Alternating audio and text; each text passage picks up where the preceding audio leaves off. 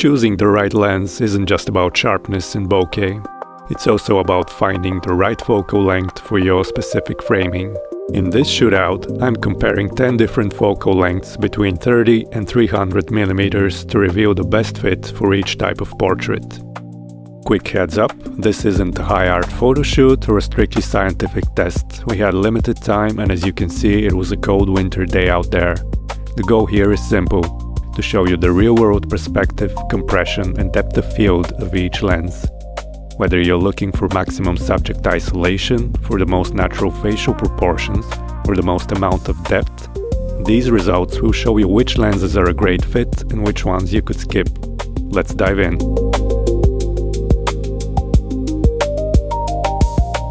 I'll reveal the specific lenses in the final part of the video. For now, let's focus on how the focal lengths work for each type of framing. I'll be using the 50mm focal length as a reference, since almost everyone is familiar with it, and I'll share some of my personal opinions, but it's completely natural that your own views and perspectives may differ. I'm starting off with the 300mm because it's such a different look. At closer distances, and especially at f2.8, almost every background just melts away, which is great if you need complete subject isolation. The trade-off is that the viewer can't get a good idea of the environment or a sense of depth. The compression is so strong that everything is turned flat. This can be flattering in some cases, but in others it looks like your subject has gained some extra weight. It can also become quite boring when every shot looks so similar. Another thing to bear in mind is that although this could be considered a close-up, you are nowhere near the subject. You're around 5 meters away, and this may quickly become an issue for wider shots. Finally, a fast 300mm lens is usually really expensive, large and heavy, so it only makes sense for very specific applications.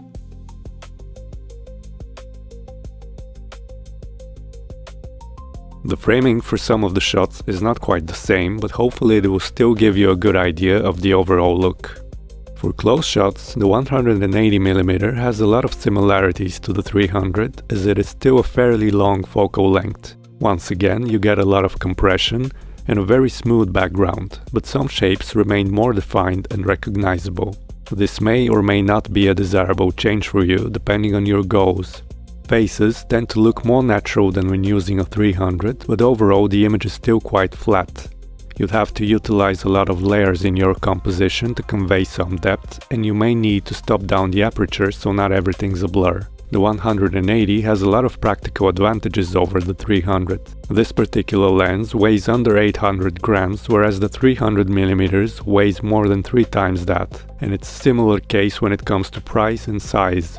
You can also get much closer to the subject, which helps with communication.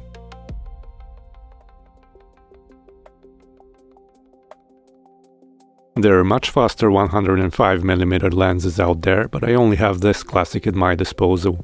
Some of you can probably guess which one it is because of a famous photo it was used for. At 105mm we get a much more balanced look. The faces look very natural, it's neither too flat nor does it have any significant distortion. The background is very pleasant and smooth even at f2.5, while providing much more context in terms of environment. I believe the 105mm is quite often a suitable choice for this kind of framing because it looks great while resembling real life, unlike the longer lenses. It also has even more of the practical advantages I mentioned for the previous lens. This one weighs just over half as much as the 180mm despite having a solid metal build. Still, I'd go with a longer lens if I'm after a maximum subject separation, or a wider lens if I want to show more depth and more of the surroundings.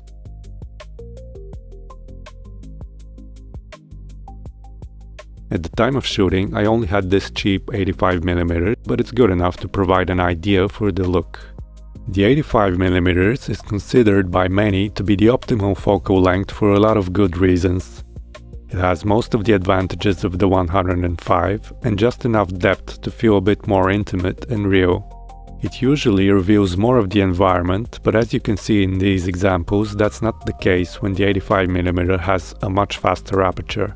It's probably a good idea to close it down at least 1 or 2 stops, as the depth of field is incredibly shallow at f1.4 this close to the subject. Both the 85 and the 105 are a safe bet, and I would say choosing between them is like picking a preferred flavor, unless you're dealing with limited space.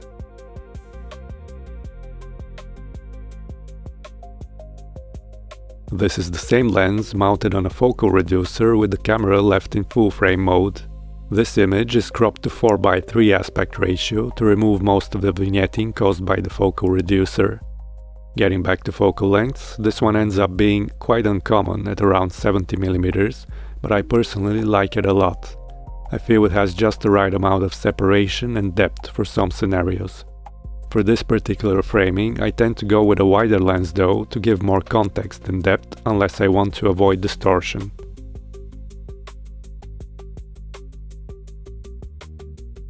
This is a vintage 50mm f1.2 lens I used as the reference shot. And here's a modern 50 f1.2 that was designed for smaller sensors but happens to cover enough of full frame to be quite useful in some scenarios. I'll talk about both of these too, as they are close enough when it comes to focal length. It's common knowledge that 50mm is considered a normal focal length. It's fairly close to some but not all aspects of human vision. It works well enough for most scenarios. It's a good balance between depth and distortion.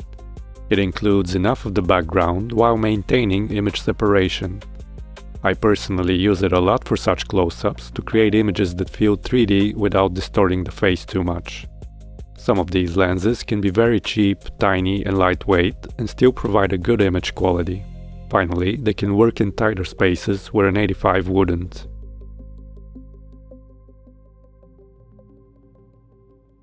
This is a 50mm lens with a large image circle mounted on a focal reducer. When using a 50 f1.4 with a speed booster, we get around 35mm f1, which creates the unusual combination of wide field of view and shallow depth of field. This image has been cropped to 5:4 to get rid of the resulting vignette. Despite this crop, it's still a fairly wide lens to be using on such a close portrait, which results in stronger distortion than may be desirable. On the other hand, there's a very shallow depth of field and a pronounced 3D effect, which is certainly interesting. Overall, a good choice for more unusual or intimate portraits. It's also quite useful in tight spaces and low light scenarios.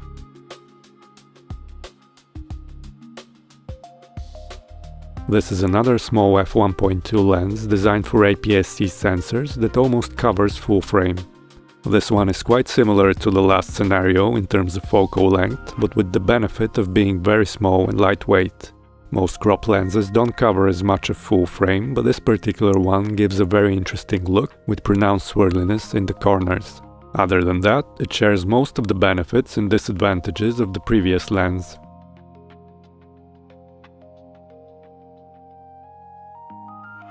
This is a 35mm lens with a large image circle mounted on a focal reducer. Using a 35 f1.4 with a speed booster, we get a 25 f1, which creates an even more unusual combination of very wide field of view and shallow depth of field. The image has been cropped to 5:4 to get rid of the resulting vignette. Still, that's a very wide lens to be using for close portraits, which results in significant distortion that limits its usefulness. Nevertheless, it might be a cool choice for specific shots, for example a night scene inside a car.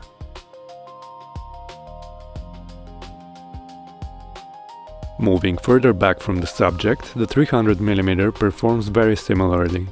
The only notable change is that communication may be more complicated, especially in louder environments.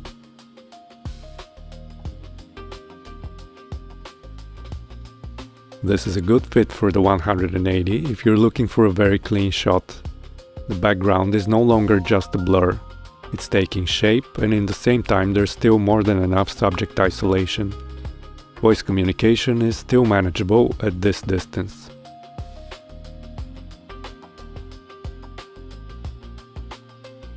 The 105 once again provides a good balance between clarity and subject isolation. It's fairly easy to find a clean composition with it, but similar to the longer lenses, the images might lack some depth unless you incorporate layers or diagonals.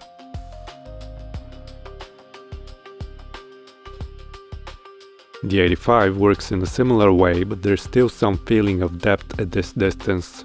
At f1.4, the depth of field is again very thin, which is not always necessary or even the best choice.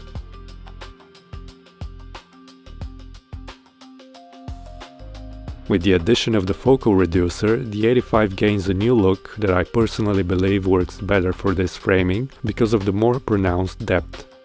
The background also becomes more meaningful without getting too distracting.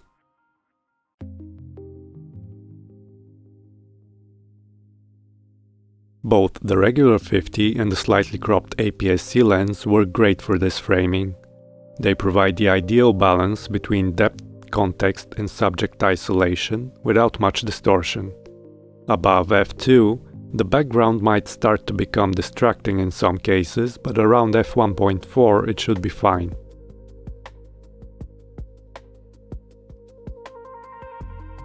This is a much better fit for this lens compared to the close-ups, because the distortion is not as distracting while the 3D effect is still present and appealing.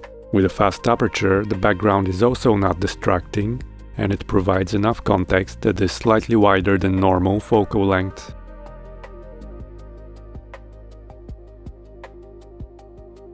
The 35 works great for this framing if you like the depth and don't mind the perspective distortion.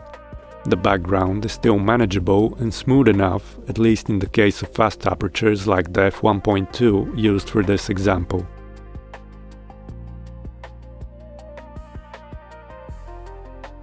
Similar to the 35, but with even more pronounced characteristics. It works, but it would not be my first choice unless I'm going for this on purpose.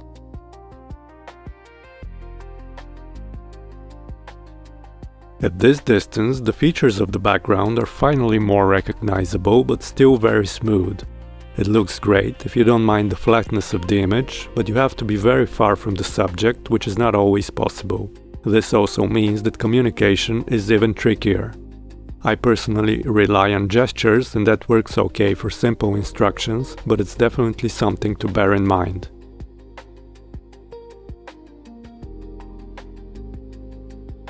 This is another suitable framing for the 180.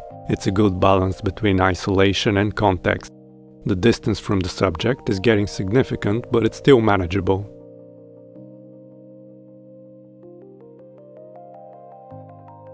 The 105 is a safe choice for this framing, and it's much more convenient than the longer lenses while providing a cleaner background than most of the wider lenses.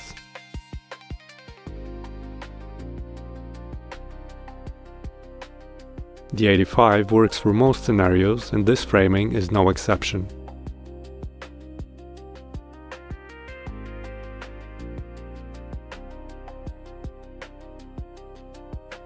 When using a lens with a focal reducer this way, the vignette usually becomes stronger as the focusing distance increases. I like the addition of the focal reducer because of the subtle feeling of depth that is more noticeable than on a regular 85. It's a great choice if you want a look that's similar to 50, but with a less distracting background.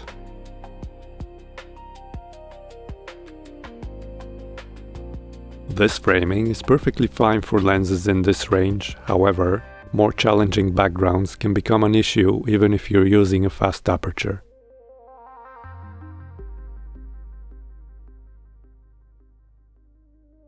Very few 50mm lenses can work with a speed booster in full frame mode. This one has a big image circle, but you can still notice it's struggling in the corners despite the crop introduced by the active stabilization. This is about as far as I would go with wider than normal lenses, unless I'm in a small space or want to showcase the environment. Distortion is no longer a big issue, but there's also less of the 3D effect and backgrounds can be distracting.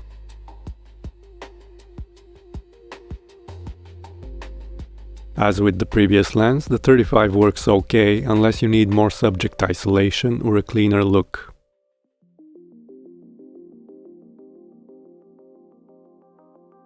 The vignetting due to the focal reducer is visible once again, similar to the previous two but even more limited, quite useful for smaller or darker spaces.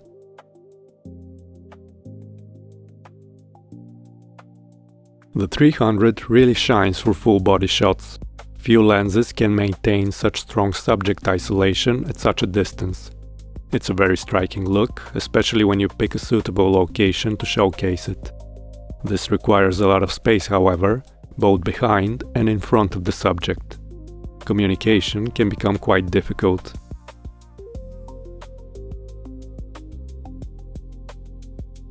The 180 is less impressive than the 300 at this distance, but it still looks great and it's a much more convenient choice.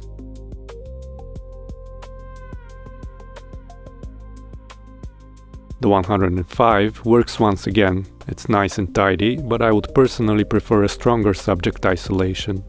One way to achieve this is by using an f1.4 lens, but those are very heavy and expensive. An easier approach would be to go for vertical orientation and get closer to the subject.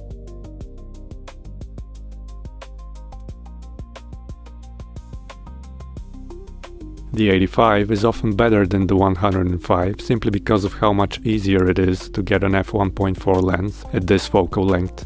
The results look nice and balanced.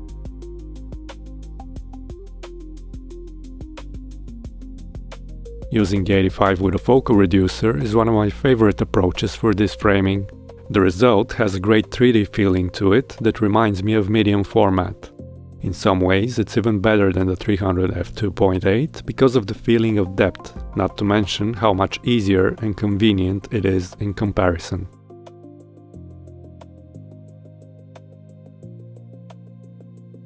The Vintage 50 is struggling with subject isolation at this distance despite the fast aperture.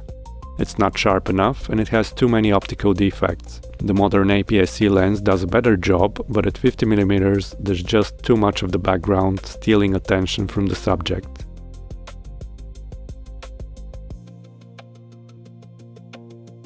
Surprisingly, the 50mm f1.4 plus focal reducer works better than the 50 despite having a wider focal length equivalent.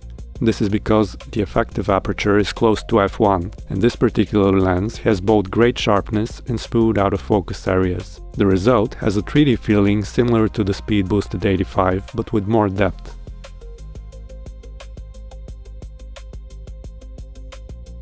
The 35 is fine for environmental shots, but at this distance, even at f1.4, it does not give a very meaningful amount of subject isolation.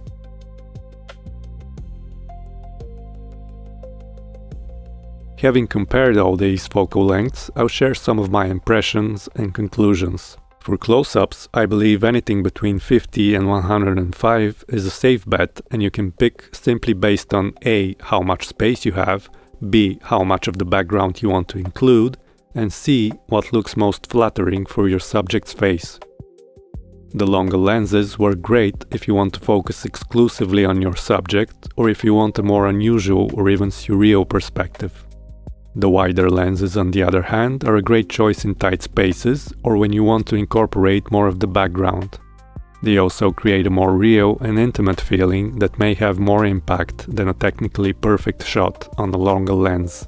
For this specific scene, I'd pick the 105 or the 50 depending on how much depth and background I want in the shot, and I would only avoid the widest shot because of the distortion. This medium framing is more forgiving. I would say that all of the lenses I tested could work equally well, and the choice boils down to your specific goals and priorities. Looking at all these side by side, I'd probably pick the 180 or the 105 as the best and most balanced looking, but in different scenarios I'd pick something wider than 50mm for more depth. As we get further away from the subject, I feel the wide lenses struggle with subject isolation. All of the rest would work well depending on your priorities. I'd get the 180 or 300 for a very clean look. If I'm after more depth, I'd go with the 50 with or without a focal reducer. The 85 with a focal reducer would be my choice for a more balanced look. This is where I feel the longer lenses are a better choice if you have enough space to work with. Unless, of course, you are at a better looking location. Sometimes it's not about lenses and you should be worrying about more important things like the lighting or your subject's expression, for example. If, however, you are stuck with a less than optimal location, I'd suggest you avoid the wide lenses. Among these, I'd pick the 300 and the speed boosted 85. the 180 would also work fine. And now, here are the raw photos in full resolution without any distracting music or voiceover.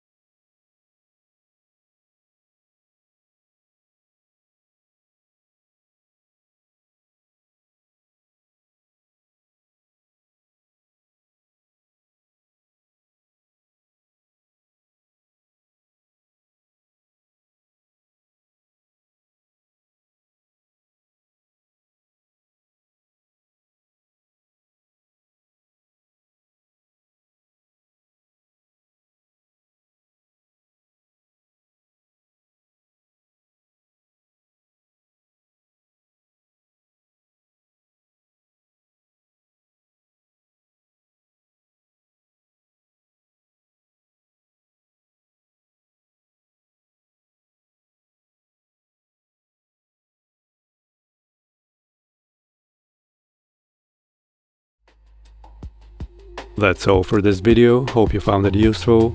Let me know if you have any questions and feel free to comment which lenses and focal lengths you like most. If you'd like to see how the lenses work in an actual photo shoot, check out my website bobbykostadinov.com or follow me on Instagram at bobby_kostadinov.